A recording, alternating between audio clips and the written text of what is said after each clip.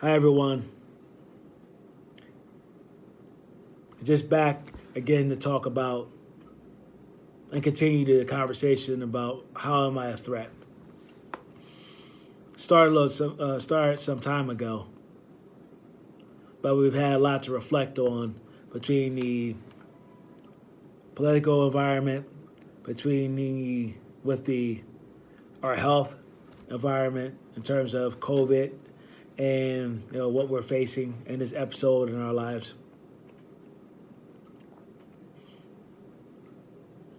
But the work is not done when it comes to the idea that Black Lives Matter. I know a lot of people have gotten caught up in the words and the vocabulary and the language of that statement and really struggle with what that means. I think part of the problem is that we have such a surface level understanding, or we just get caught up in the words Black Lives Matter and not really grasping or taking a look at the why that statement is there. Being a school principal and a father, it's disheartening to see that a 5-year-old or a 6-year-old child has to wear a mask or wearing a mask that says, I matter. Just think about that. Think about the innocence of a child at age 5 or 6. Have to think about or be surrounded with that narrative of that they have to designate that they matter. Could you imagine that for your child? I'm going to attack this from a lens of self-efficacy. I'm going to dig into the science of this and why Black Lives Matter so we can get below the surface. I read a book during my doctoral work called The Shallows, and it really hit home on the impact social media or technology has had on our ability to sustain or dig deep into information and really learn as human beings. People are too quick to look at the blurb or the tweet or a general headline of an article or bite-sized bits of information. We lack stamina. We're mentally fatigued. Or mentally lazy. So distracted. So I want to cut out the distraction and help you understand real quick. So self-efficacy is a socio-cognitive theory with Albert Bandura. We take a look at his work, you'll be able to go back and take a look. But there's 4 components I'm going to talk about to connect it to Black Lives Matter. So I'm going to bring it home for you. Just stay tuned. Mastery experience, verbal persuasion, vicarious experiences, and a socio-emotional physiological state are the 4 components of self-efficacy. You can check the science, get on Google Scholar, check across any industry, any studies, and you will see that self-efficacy has a 1.27 effect size. What is self-efficacy, you might ask? Self-efficacy happens to be a person or individual or group's belief that they can achieve or accomplish a given task or goal. Again, it is an individual's belief or group's belief that they can actually accomplish a task or a goal. So we'll start with mastery experience for you in terms of Black Lives Matter. So as a black male or a person of color, mastery experiences, do I have the experiences where I see myself valued by this particular country, by the particular climate that we're in, by the bias, the implicit bias that's there? Do I have experiences that tell me I am worthy? I may have some personal experiences, but then I'm constantly reminded of the opposite.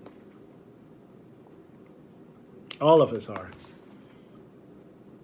The master experiences that we might have is seeing pictures of us as a people brutalized, taken advantage of. Think about Rosewood, Wilmington, North Carolina, Black Wall Street, and obviously in Oklahoma, what happened in Harlem, gentrification, environmental racism, Levittown, redlining. Think about all those experiences. That's mastery experiences.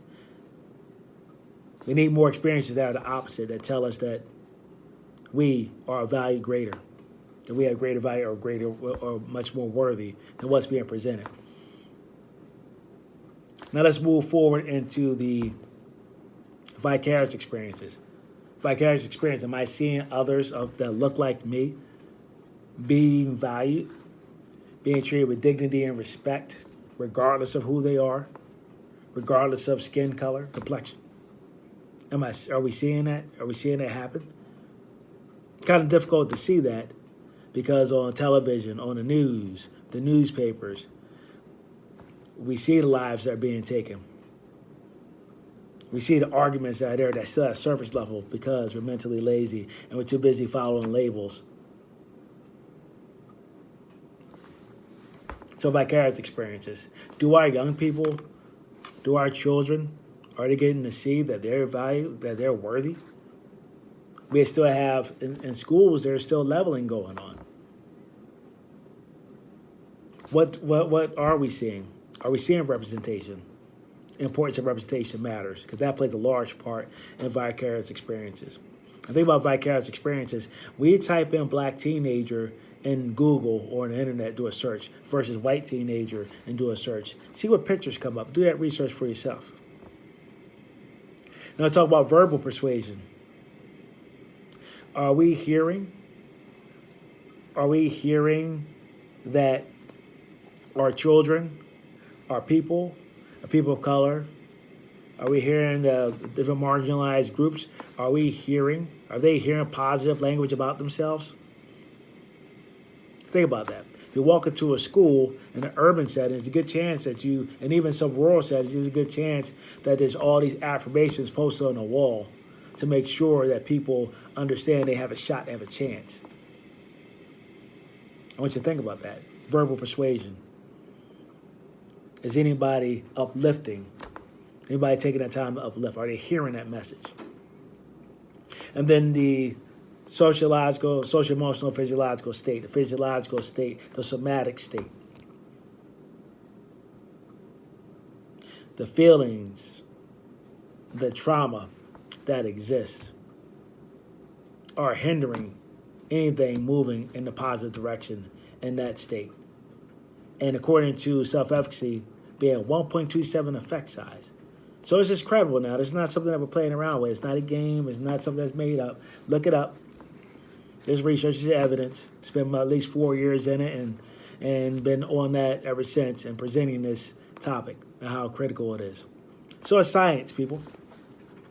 It's kind of tough. I know we've had a habit recently of arguing science and denying science.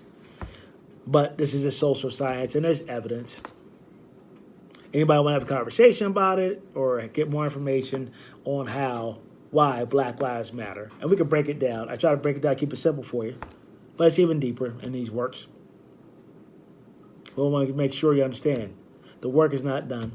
We're not in a post-racist society. People are still being marginalized, and I don't want you to get distracted by the fact that there is going to be a change in government and power.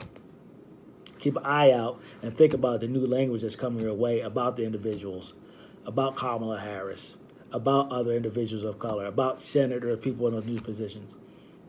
All right? The work is not done. Are you listening? Are you there? I know as a father, I know as a principal, I know as an educator, we have much more to do and much more work to get done. I love you all.